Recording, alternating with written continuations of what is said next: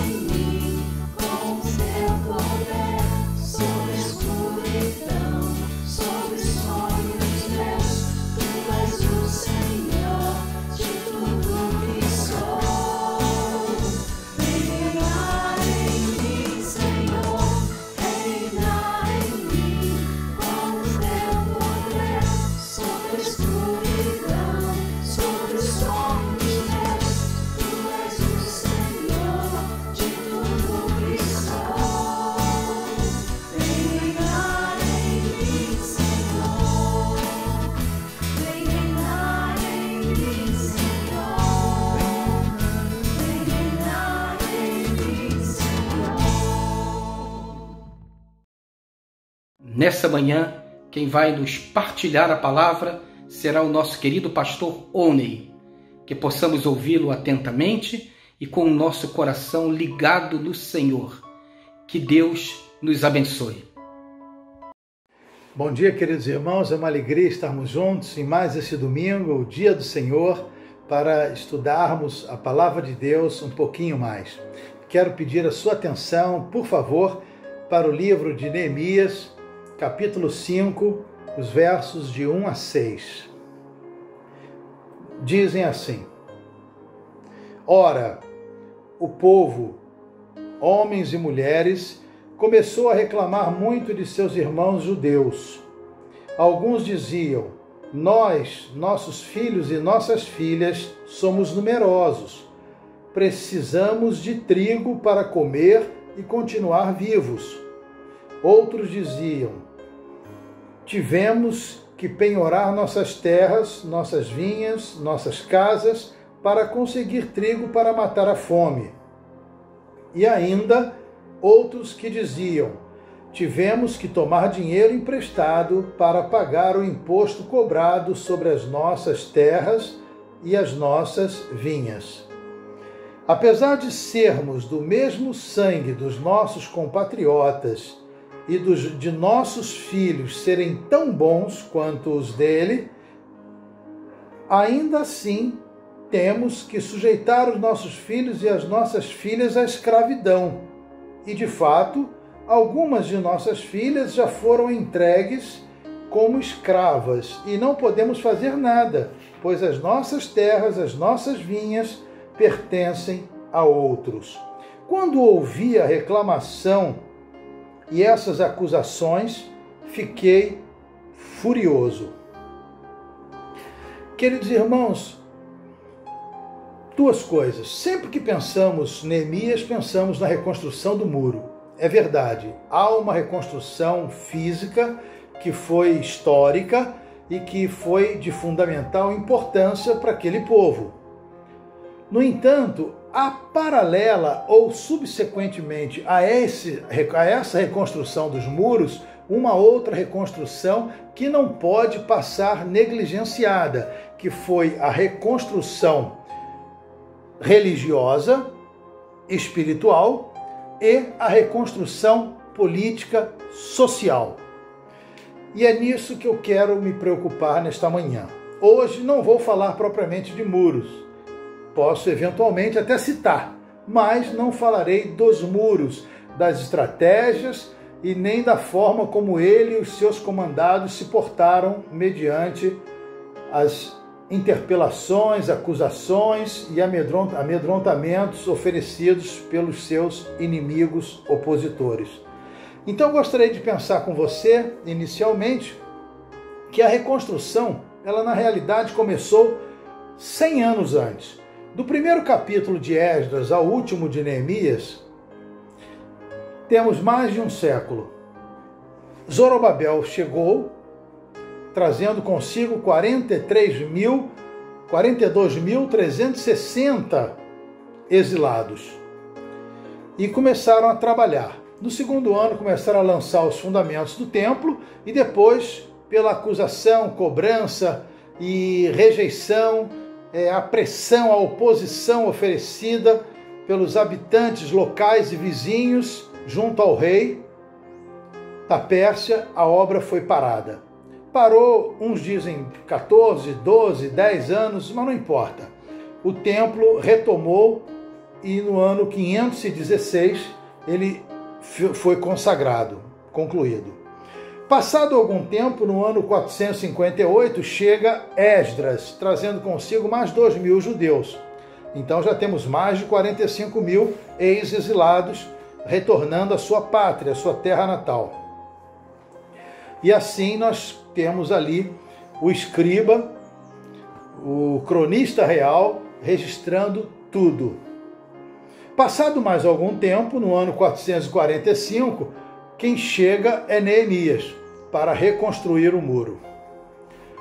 Neemias Nunca passou pela sua cabeça, obviamente, que ele ia sair da cozinha, da copa, ia deixar de ser chefe, ia deixar de ser provador dos banquetes do rei, ia deixar de ser aquele que selecionava o melhor vinho para vir trabalhar à frente de uma obra, arregimentar pessoas, formar grupos e fiscalizar a obra e estabelecer políticas de bom relacionamento para que a obra pudesse desenrolar.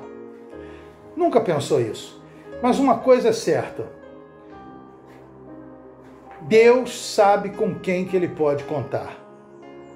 Deus sabe quem são aqueles que não vão interferir no projeto original de Deus.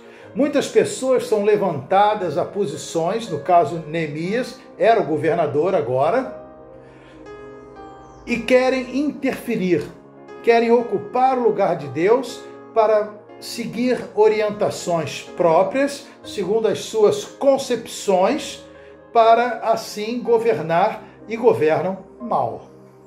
Neemias sabia que o seu nome quer dizer Deus consola. Ele tinha plena consciência que ele era apenas um consolador de Deus àqueles menos favorecidos que estavam ali oprimidos e desqualificados pelos poderosos, pelos gananciosos, pelos dominadores. Havia um tremendo aparelho repressor ali, que escorraçava e dominava os menos favorecidos. Você vai ver logo isso. Pelo texto que nós lemos, as crianças eram usadas como moeda de troca, as terras eram empenhadas e, como não podia se resgatar, eles perdiam a propriedade da terra. Era uma coisa terrível. E aqueles homens faziam isso com os seus compatriotas, os seus irmãos patrícios. Eles haviam chegado antes e agora já tinham tomado conta da terra, chegaram primeiro, e os que vinham depois ficavam ali escorraçados e sob o julgo daqueles dominadores. É nesse quadro que Neemias se instala ali. Sem falar que foi desolador. Uma coisa é você ouvir relatos, outra coisa é você ver com os próprios olhos a situação daquela cidade, dos muros, das pedras queimadas, das portas fora do lugar, as pedras, tudo estragado. Mas, meus irmãos, ele não se curvou e não se abateu por esse desespero. Ele arregaçou a manga, entre aspas, e caiu firme dentro do trabalho, de tal maneira que ele foi extremamente bem-sucedido em tudo o que fez. E eu quero acrescentar algo.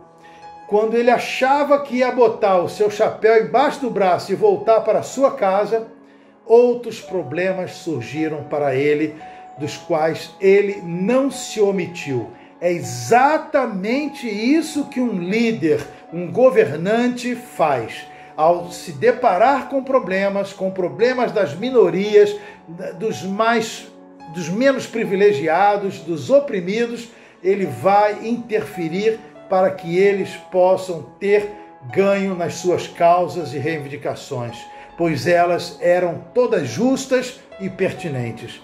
Ninguém estava querendo nada além do justo. Eles queriam comer, queriam a sua terra para plantar e queriam a sua família junto, sob o mesmo teto, e que eles não fossem levados para terras estranhas. Queridos irmãos, a reestruturação que Neemias apresenta é uma reestruturação político-social e que contemplava o restabelecimento da religiosidade. Neemias tinha plena consciência de que não adiantaria muro, não adiantaria um templo dentro dos muros, não adiantaria habitação para as pessoas, se as pessoas não tivessem Deus no coração. Era esse o motivo pelos quais aqueles opressores se aproveitavam tão duramente daqueles menos favorecidos. Então, meus queridos irmãos, foi contra esses dominadores que Neemias trabalhou. Tá certo que ele foi o reconstrutor dos muros, a ele todo mérito, todo reconhecimento, mas não podemos deixar passar despercebido que ele ficou muitos anos lá, a ponto de ter que ir em casa e voltar, ia para a Pérsia e voltava, porque ele não conseguia ficar longe da solução daqueles menos favorecidos. É nesse viés, é nessa ótica que nós temos que ler o livro de Neemias. Então preste atenção comigo, um legítimo recomeço. E eu quero que você entenda recomeço da seguinte maneira. Assim como Neemias não sabia que viria para trabalhar, como falei, em uma coisa tão diferente daquilo que era o seu métier, o trivial, você também e eu também não sabemos onde e quando e como serviremos a Deus depois da pandemia. Então nós precisamos entender que aqui em Neemias nós vamos encontrar diretrizes, normas para um bom procedimento. Então pense comigo. Um legítimo recomeço envolve prioridades. A prioridade de Neemias, nesse texto que nós lemos, era o muro, obviamente. O muro já estava pronto.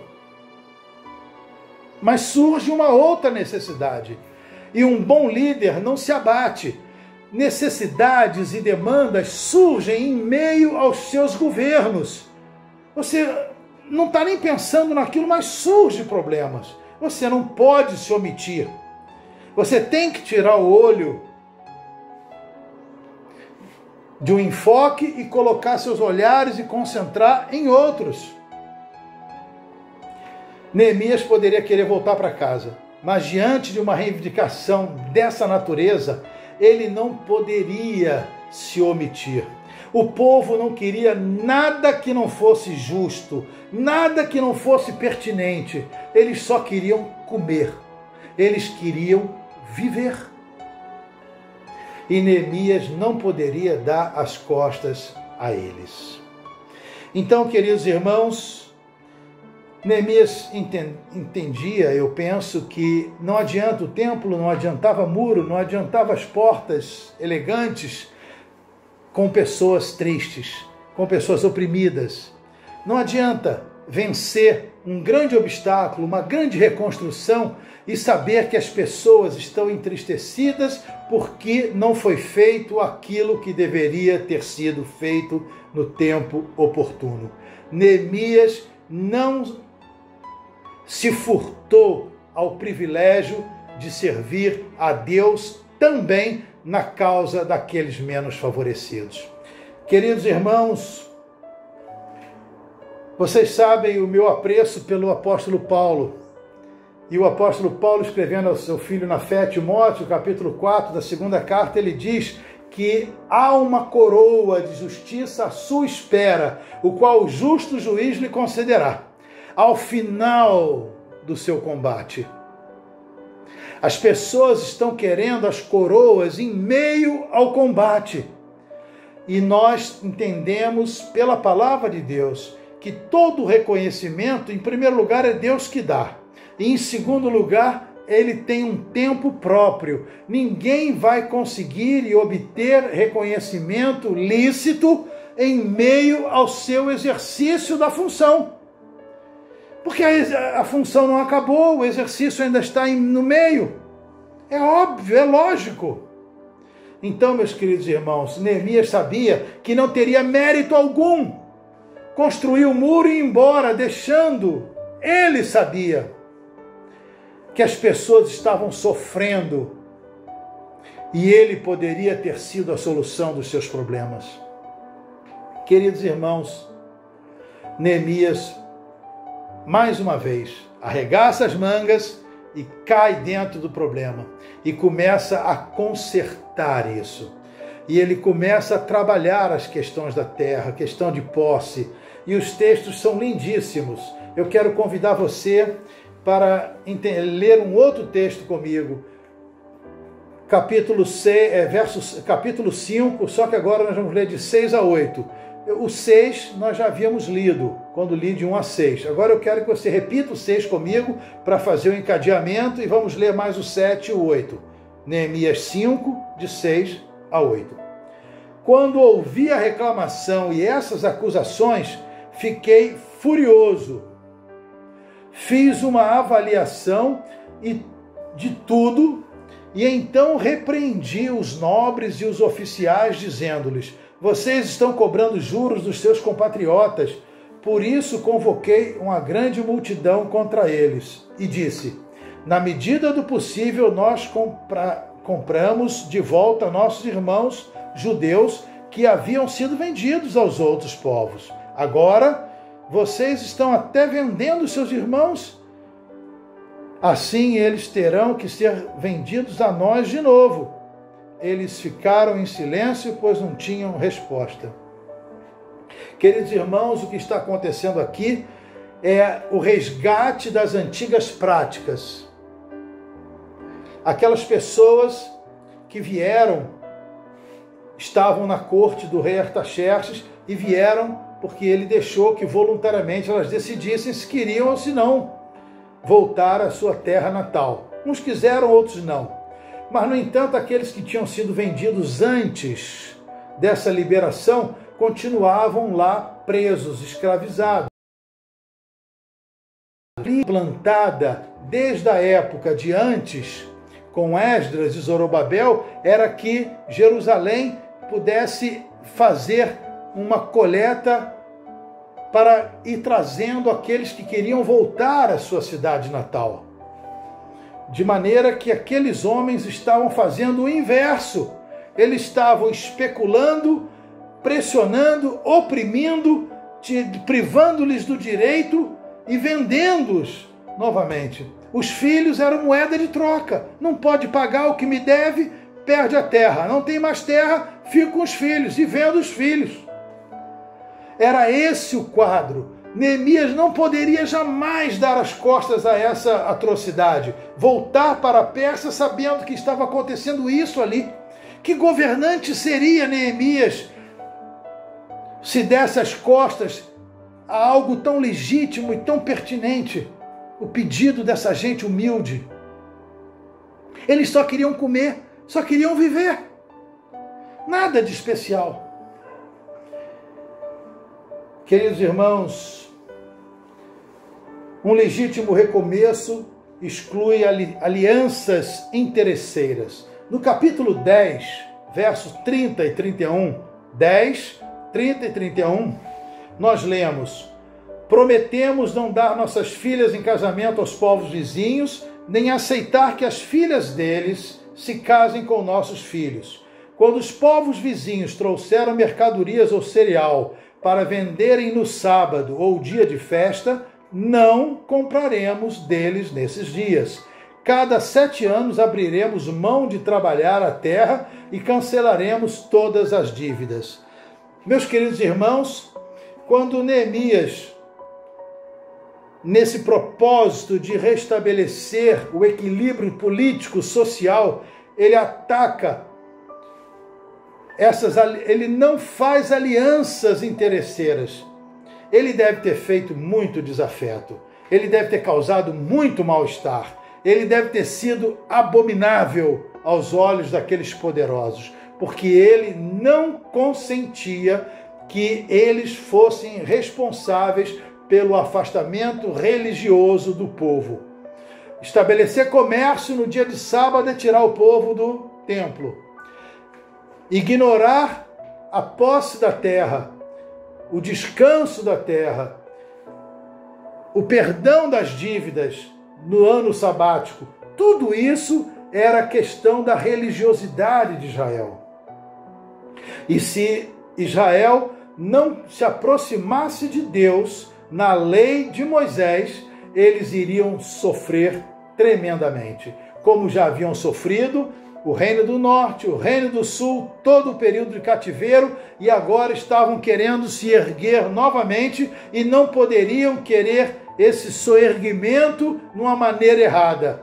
eles tinham que fazer da maneira correta. E a maneira correta é a centralidade em Deus. Eles eram o povo de Deus e deveriam esperar em Deus e somente em Deus. O comércio não lhes traria paz. A especulação não traria paz. O que traria paz a Jerusalém, a cidade da paz, seria um envolvimento pleno com Deus de Jerusalém. Queridos irmãos, um legítimo recomeço exclui alianças interesseiras.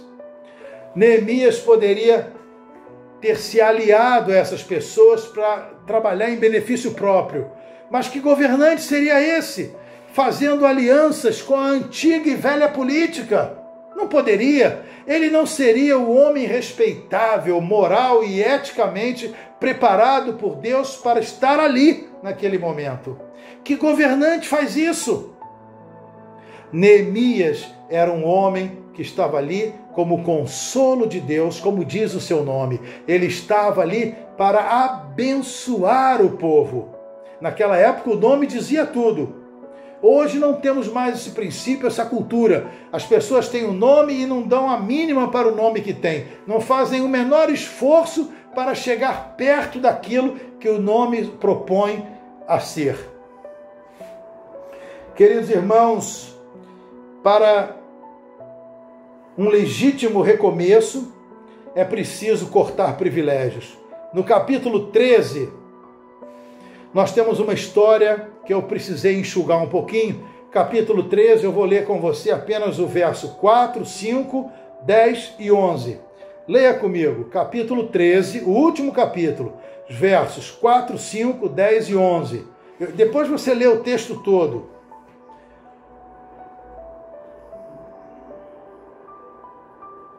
Antes disso, o sacerdote Eliacibe tinha sido encarregado dos depósitos do templo do nosso Deus.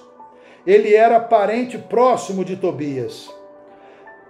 Lhe havia cedido uma grande sala anteriormente utilizada para guardar as ofertas de cereal, o incenso, os utensílios do templo e também os dízimos do trigo, do vinho e do azeite prescritos para os levitas, para os cantores, para os porteiros, além das ofertas para os sacerdotes.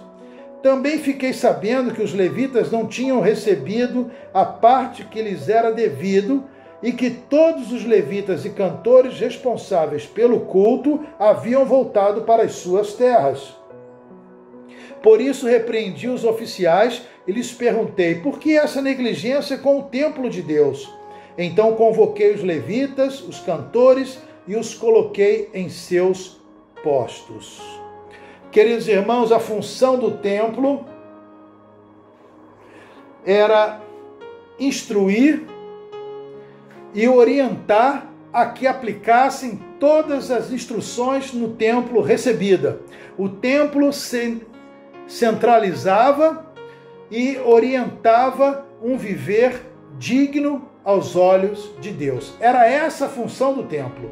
No entanto, o texto que nós lemos, esses versos que eu selecionei, diz que antes disso o sacerdote Eliacibe era o sumo sacerdote, só que ele, quando veio, ele se aparentou de um homem que era o arquirrival e oposição velada a Neemias.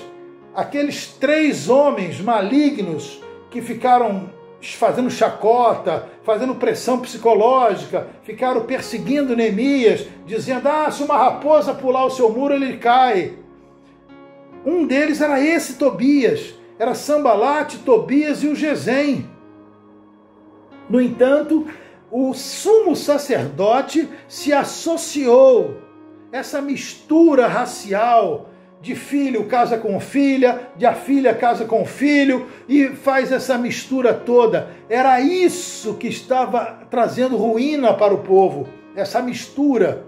Isso não contribuía, só atrapalhava. E Tobias estava agora recebendo as benesses desse casamento, dessa proximidade. recebeu de Eliacibe as salas do templo, as salas que eram os depósitos do templo. E como não tinha mais onde guardar os grãos, o azeite, o vinho, tudo que era trazido, as ofertas do sacerdote, tudo que era trazido, como não tinha mais onde guardar, a sala estava ocupada com Tobias, simplesmente não era mais recolhido. E como não foi mais recolhido, os levitas não tinham mais sua sobrevivência e foram todos embora, cada um para a sua tribo. Cada tribo tinha a sua terra e eles voltaram para as suas terras. Então não tinha mais porteiro, não tinha mais os oficiais do templo, não tinha mais aqueles que acendiam as lamparinas, os que limpavam depois do sacrifício, não tinha mais cantores. E com isso, o ofício do templo tinha acabado. Mas os inimigos do povo, os inimigos de Deus, sabiam perfeitamente que se acabasse com o povo, acabaria com a unificação nacional, porque o povo de Israel, ele era unificado em torno do templo e daquilo que ali eles aprendiam a guardar. Então, queridos irmãos, essa artimanha, ele foi obrigado a acabar com esses privilégios. Então, envolve quebra, cortar privilégios. Doa a quem doer. O escândalo do texto de Neemias, desse texto, é justamente o Tobias vir para dentro do templo, desalojando o lugar que era destinado à guarda dos grãos para a sobrevivência dos levitas. Esse Eliacibe era uma coisa extraordinária, ele era inimaginável. Mas tudo isso se deu porque Neemias precisou se ausentar. Ele foi para a Pérsia, demorou muitos meses. Ir, estar e depois voltar, ele teve que se apresentar ao rei. Avisar ao rei que precisava voltar, o muro estava construído, mas ele não poderia deixar o seu povo daquele jeito, entregue na mão daqueles poderosos opressores. Ele precisaria voltar. E quando voltou, encontrou esse quadro novamente de desolação. Meus queridos irmãos, eu não sei o que foi pior, o impacto. Foi ver tudo isso ou ver o muro e as pedras e portas queimadas? Eu não sei o que foi pior. Talvez aquele tenha tido vontade de sentar e chorar. Era o judeu oprimindo o judeu. Queridos irmãos,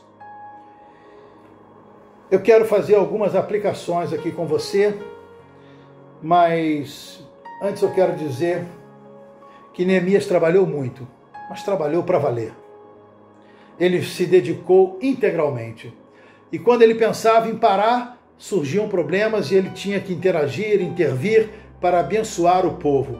Ele estava ali para trabalhar na causa dos necessitados, dos pequeninos do Senhor.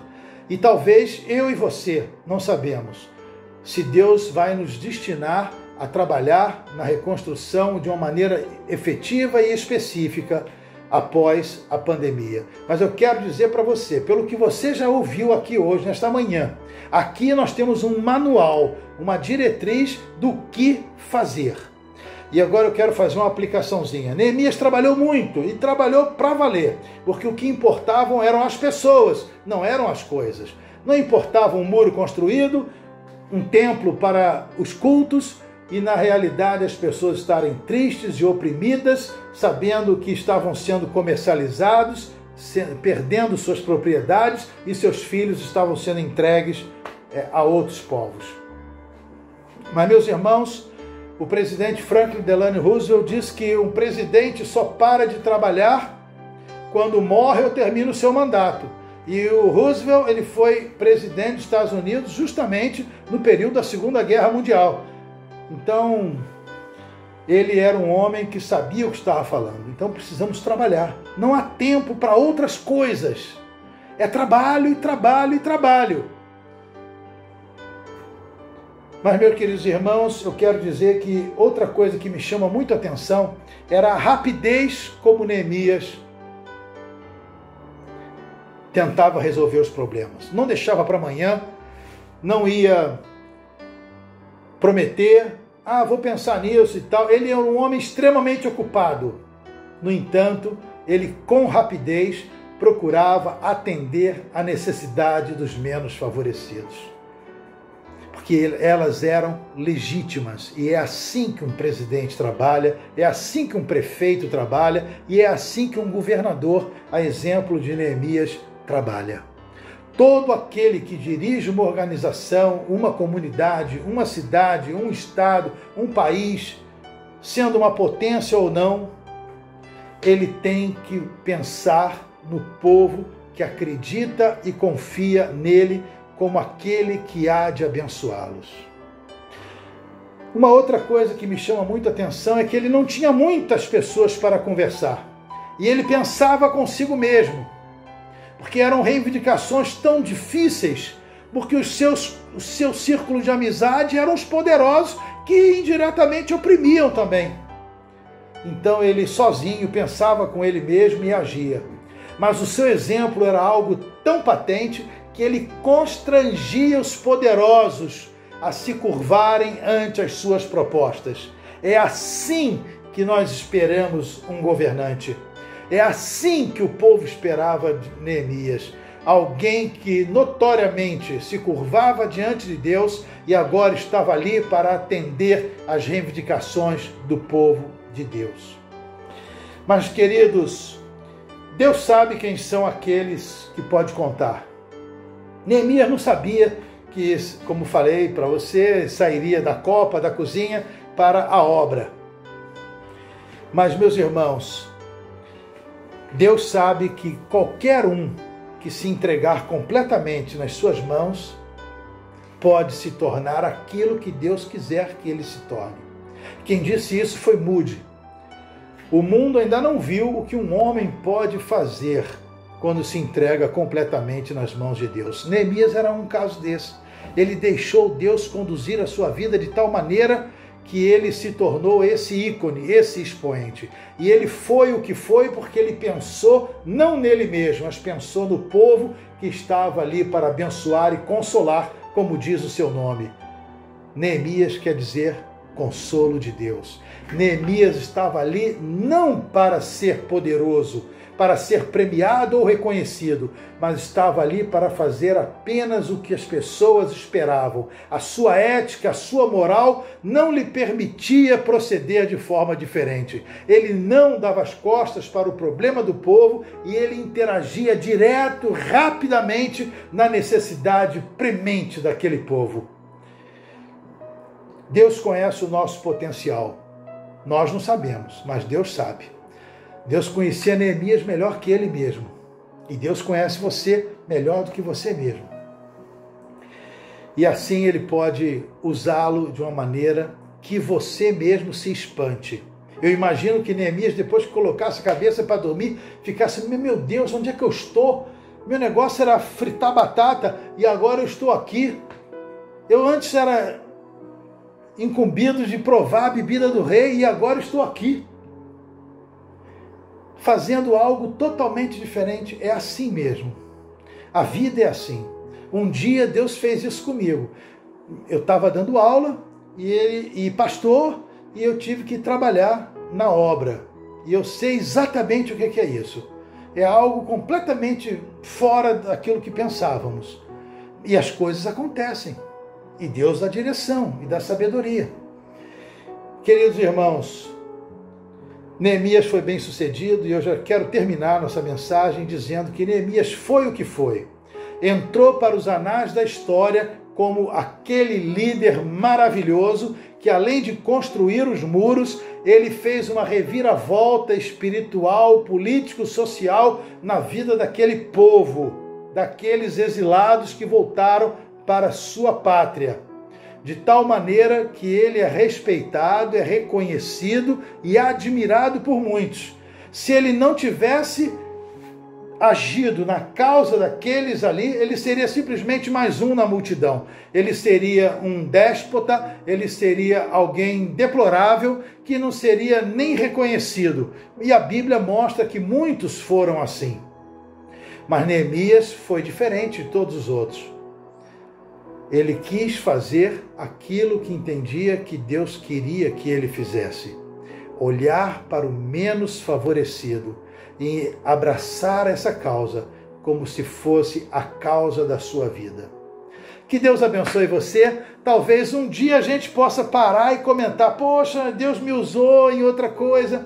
Então possamos conversar sobre isso. Que Deus te abençoe, que tenhamos um domingo maravilhoso e leia o livro de Neemias, principalmente do versículo 5 para frente, que são os menos conhecidos. Deus te abençoe, em nome de Jesus.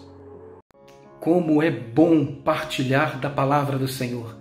Eu tenho certeza que você foi edificado nessa manhã, que Deus renovou a sua fé e a sua esperança. Então que Deus te dê um domingo ainda abençoado, uma semana abençoada. Logo mais nós estamos juntos novamente aqui às 19h30. Mas hoje, agora, logo após o culto da manhã, teremos a nossa escola bíblica dominical através do aplicativo Zoom. E você é convidado a continuar conosco e participar da escola bíblica. Que o amor de Deus, o nosso Pai, que a graça do Senhor Jesus Cristo e as consolações do Espírito Santo estejam com a sua vida, com a sua família, estejam nos hospitais, com os adoecidos, com as famílias enlutadas, com essa gente bonita e brava, esses anjos de azul e branco que têm dado a sua vida para nos acolher e tratar os nossos enfermos. Que o Senhor abençoe nossa cidade, o Brasil e o mundo. Uma vida abençoada e abençoadora para você. Vamos à EBD e até logo mais, 19h30. Forte abraço, Deus te abençoe.